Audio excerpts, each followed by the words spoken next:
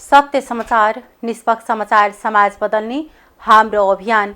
नमस्कार, यो हो टाइम समाचार। म चाहन्छु सुरु गरौँ सुनिता यादव सम्बन्धित समाचारबाट। मध्य प्रदेशका उद्योग वाणिज्य तथा पर्यटन मन्त्री सुनिता यादवले अख्तियारले कुनै विषयमा अनुसन्धानका लागि कागजात माग्ने बित्तिकै भ्रष्टाचारी र अपराधी भन्ने परिपाटीको विरोध गरेकी छिन्। म पनि पत्रकारिताबाटै आएको हुँ।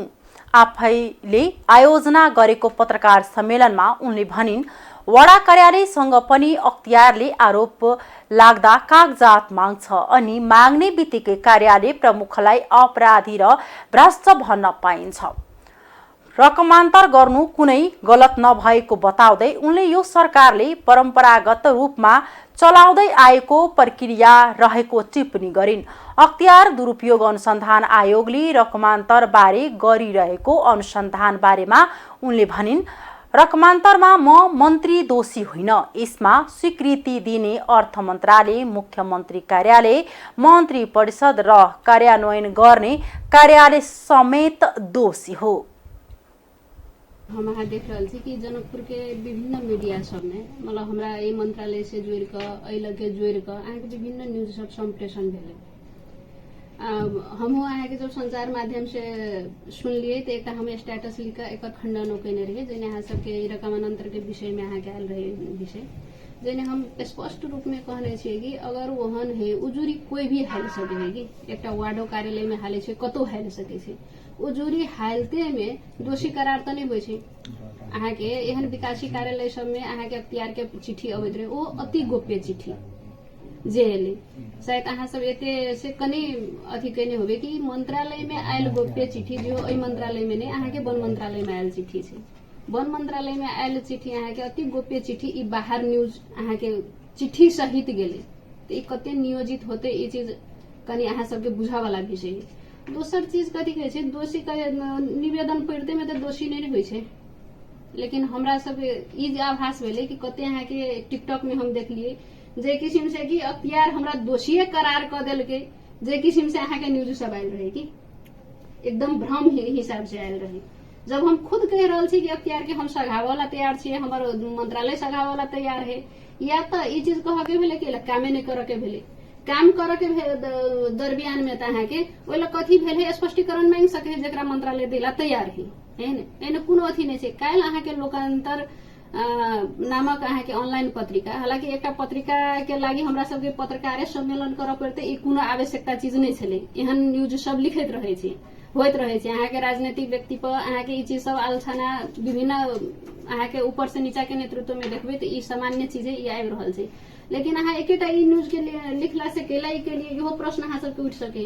लेकिन हम कथी देखलिए कि ई भ्रम दिन प्रतिदिन अहाँ के छिड़ते जाए है कि एक पछाड़ी दोसर एक किस्म से जे लिखा के प्रक्रिया है। जैसे अहाँ सबके सामूहिक भेंट का हम अहाँ के लाने एकचोटी बात करी ओहि किस्म से हम अहाँ सबके आमंत्रण के लिए मंत्रालय आमंत्रण केलकै कि एकचोटी अहाँ सबसे वास्तविकता कथी है उ चीज अहाँ सबके भेटू। कुछ दिन हमहूँ पत्रकारिता केने छी, हमहूँ पत्रकारिता सेक्टर से बिलोंग्स केने छी। योजना बुबा तपाईँ आफ्नो बुबा रामवृक्ष यादवको नाममा नै राख्नु भएको छ नि भने जिज्ञासामा मन्त्री यादवले आवश्यकतामा आधारमा राखिएको बताए। रामवृक्ष मेरो बुबा मात्र नभई जनयुद्धको प्रथम शहीद र पूरा परिवारको शहादत दिएको परिवारको अभिभावक समेत भएकाले बीपी कोइरालाको नाममा देशभरिमै अनेक प्रतिष्ठानहरू रहे जस्तै उहाँको नाममा पनि हुनुपर्ने जिकिर गरिन्। कहीं संचार माध्यममा मन्त्री यादव र उनका श्रीमानले कर्मचारीहरूसँग 20 देखि 30% पीसी मागेर परेशान गर्ने गरेको प्रकाशित समाचारबारे उनले आपत्ति जनाउँदै आफू विरुद्ध पत्रकारहरू प्रयोग गरिएको बताए। हम सोचे कि सबसे पहले जो सत्य तथ्य में आधारित होता कुछ चीज अहाँ के संप्रेषण करे, न्यूज संप्रेषण करे, लेकिन यह मान्यता जे अहाँ के राज्य के चौथो अंग है उहे मान्यता विषय का एक कथी कहे छै शेयर आ लाइक्स के आधार में कते एले कहीं हम अहाँ तो देखते छी ई एक कहावत है कि भ्रमपूर्वक समाचार सब बहुत जल्दी फैले है। अहाँ के निमन चीज उ चीज नहीं फैले है, ई फैलावे के लागी अहाँ के एक किस्म से अगर कहने ई हमर घोर आपत्ति वे फोटो सहित एक मंत्री के फोटो सहित राखे तो ई किस्म से मंगल के जेकर तथ्य कुछो नहीं। सबसे पहले पर हम अहाँ काम करू।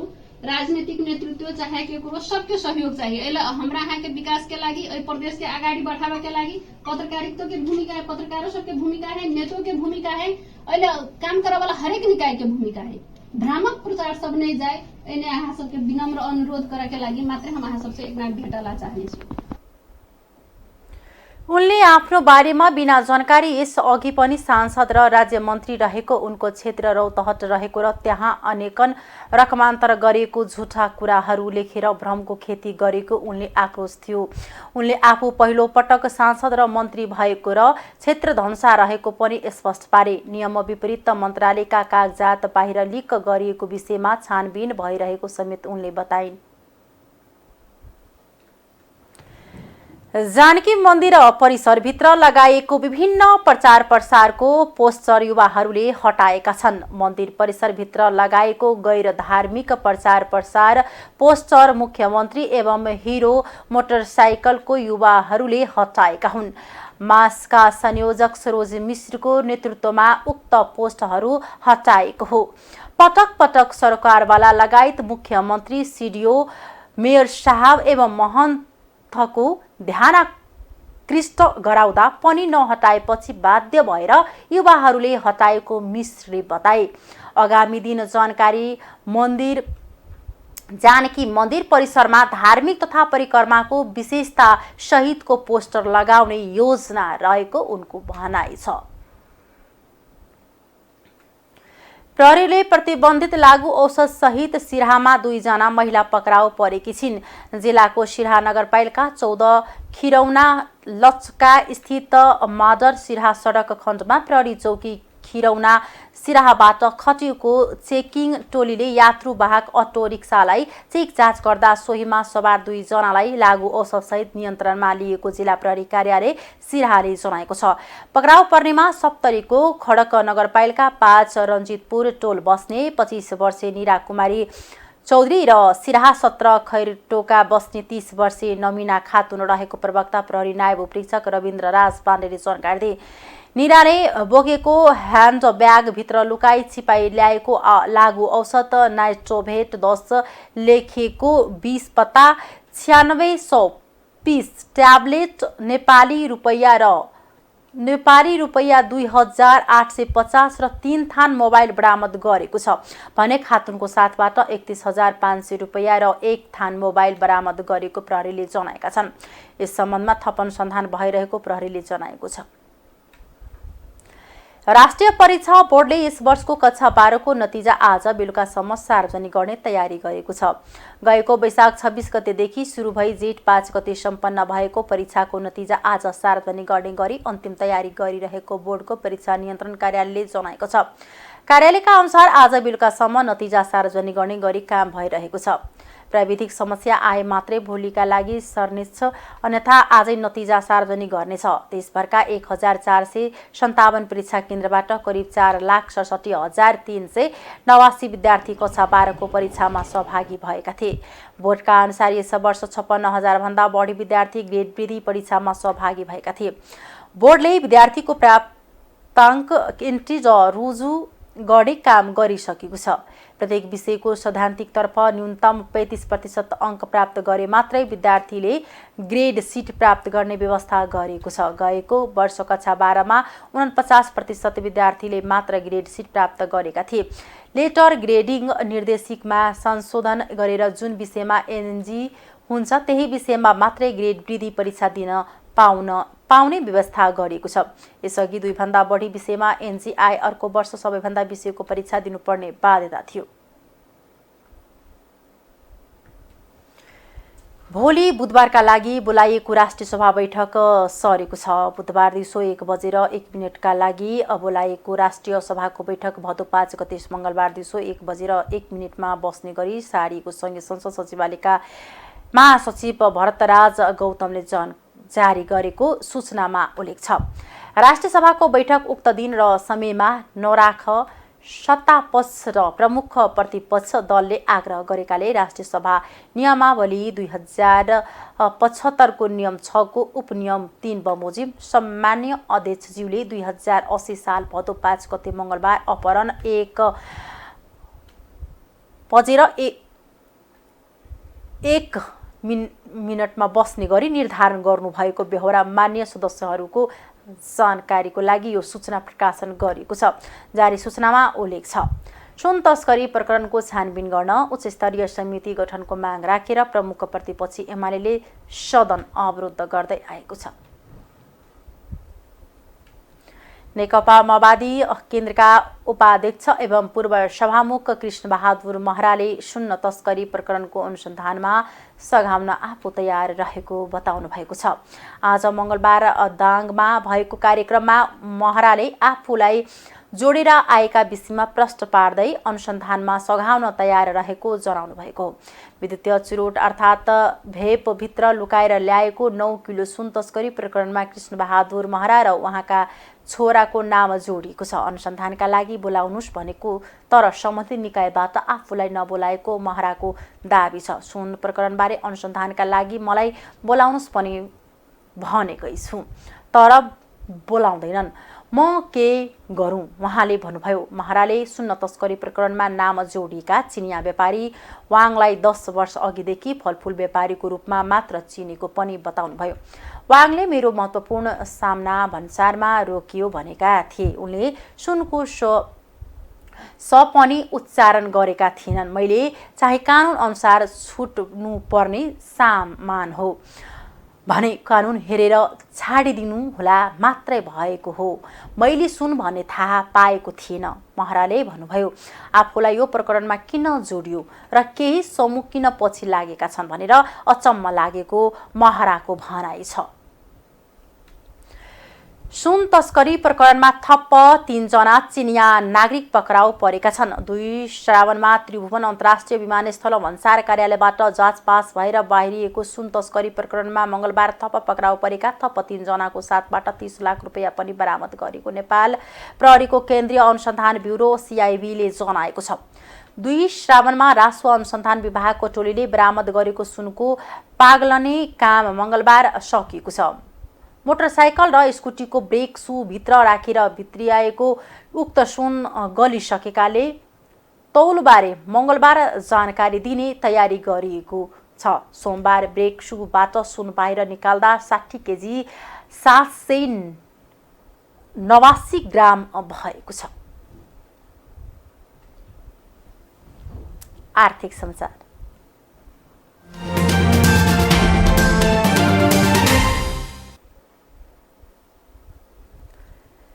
मुलुकको कुल ग्राहस्थ्य उत्पादन GDP मा कृषि क्षेत्रको योगदान क्रमशः घट्दै गएको देखिन्छ। रासायनिक मलको अभाव, कृषि उत्पादन बजारीकरणको कमी, कृषि अनुदानको दुरुपयोग र प्राप्त सिँचाइ सुविधाको अभाव लगायत कारणले कृषि उत्पादन अपेक्षाकृत बढ्न नसक्दा GDP मा यस क्षेत्रको योगदान कम देखिएको हो। नेपालको कुल जनसङ्ख्याको 62% घर परिवार सानो वा ठुलो कृषि कार्यमा संलग्न छ। करिब 57% आर्थिक रूपले सक्रिय जनशक्तिलाई प्रत्यक्ष वा परोक्ष रूपमा कृषि क्षेत्रले रोजगारी प्रदान गरेको छ। औद्योगिक र सेवा क्षेत्रको वृद्धि दर कृषि क्षेत्रको तुलनामा बढी भएकाले पनि GDP मा कृषि क्षेत्रको योगदान कम देखिएको हो। राष्ट्रिय तथ्याङ्क कार्यालयका अनुसार पछिल्लो 9 वर्षमा नेपालको GDP मा कृषि क्षेत्रको योगदान 5.29% बिन्दुले घटेको छ। कार्यालयको तथ्याङ्क अनुसार आर्थिक वर्ष 2071-72 सम्म GDP मा कृषि क्षेत्रको योगदान 29.39% थियो। आर्थिक वर्ष 2079-80 मा आइपुग्दा त्यो घटेर 24.1% कायम भएको छ। गैर कृषि क्षेत्रको अंश भने 75.9% छ, जसमा औद्योगिक क्षेत्रको 13.9 र सेवा क्षेत्रको 62% छ। कृषि क्षेत्रको जनशक्ति विदेश पलायन हुनु, खेतीबालीको समयमा रासायनिक मलको चरम अभाव हुनु, कृषि उत्पादनको उपयुक्त बजारीकरण नहुनु, कृषि अनुदान दुरुपयोग र पर्याप्त सिँचाइ सुविधा नहुनु जस्ता कारणले पछिल्लो समय GDP मा कृषि क्षेत्रको योगदान घट्दै गएको अर्थविद ज्ञानेन्द्र अधिकारीले बताए। नेपालको GDP को आकार उपभोक्ता मूल्यमा 53 खर्ब 81 अर्ब रुपैयाँ बराबर पुगेको अनुमान छ। 2048 सालमा कुल जनसङ्ख्याको 81.23% कृषिमा आश्रित थियो। कृषिबाट हटेको जनशक्ति औद्योगिक क्षेत्रमा लाग्ने भन्दा विदेश पलायन भएकाले GDP मा कृषिको योगदान घट्नुलाई राम्रो मान्न नसक्ने उनको तर्क छ। आर्थिक काममा संलग्न 1,49,83,300 मध्ये सबैभन्दा धेरै कृषि वन र माछा पालन क्षेत्रमा 57.3% छन्। नेपालमा 30,91,000 हेक्टर खेतीयोग्य जमिन छ। त्यसमध्ये करिब 10 लाख हेक्टर बाँझो छ। कृषि तथा पशुपन्छी मन्त्रालयका अनुसार हाल कृषि पेसामा संलग्न पुरुषको जनसङ्ख्या कुल जनसङ्ख्याको 60.2 र महिलाको सङ्ख्या 72.8% छ। आर्थिक वर्ष 2079-80 को पुससम्म खाद्य तरकारी फलफुल उत्पादन हुने जमिनको क्षेत्रफल घटेको छ। गत वर्षको सोही अवधिको तुलनामा त्यस्तो जमिन 2.1% घटेको नेपाल राष्ट्रिय बैंकको तथ्याङ्कमा उल्लेख छ।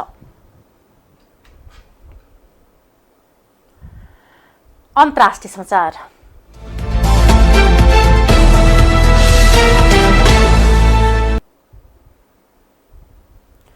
भारतमा आज 77औं स्वतन्त्रता दिवस मनाइँदैछ।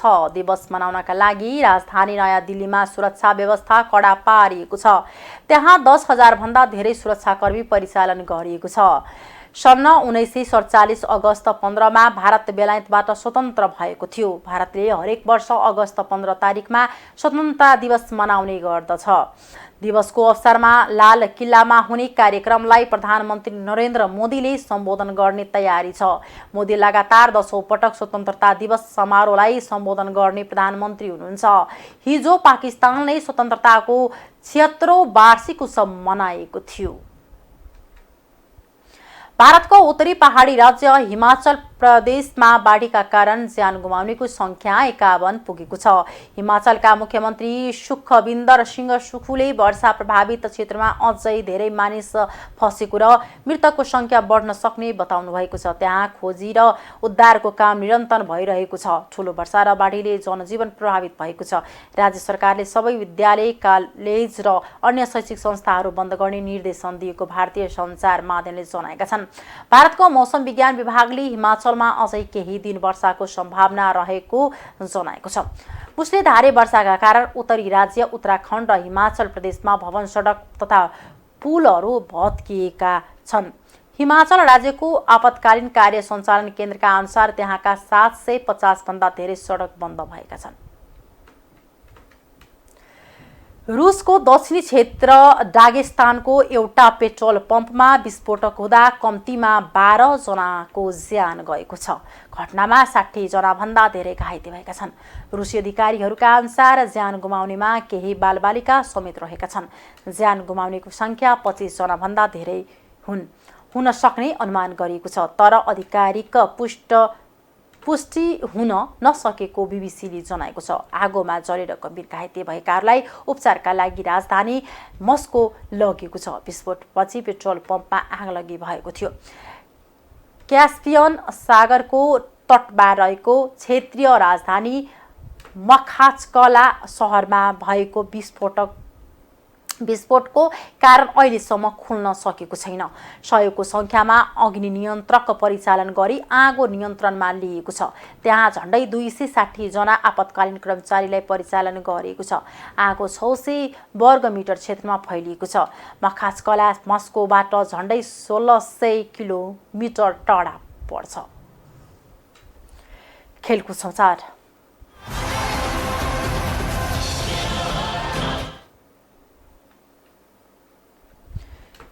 नेपाली क्रिकेट सङ्घ क्यानले एसिया कप 2023 का लागि नेपाली टोलीको घोषणा गरेको छ।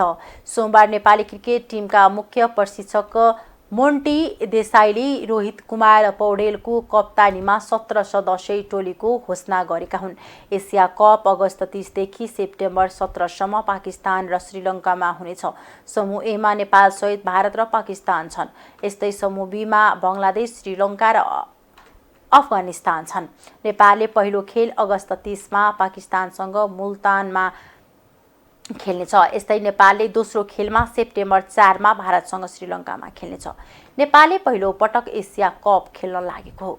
हरेक समूहका शीर्ष 2 टोली सुपर 4 मा पुग्नेछन्। सुपर 4 पछि शीर्ष 2 टोलीले फाइनल खेल्नेछन्। एसिया कप अघि नेपालले पाकिस्तानका कराँचीमा स्थानीय टिमसँग अभ्यास खेल खेल्नेछ।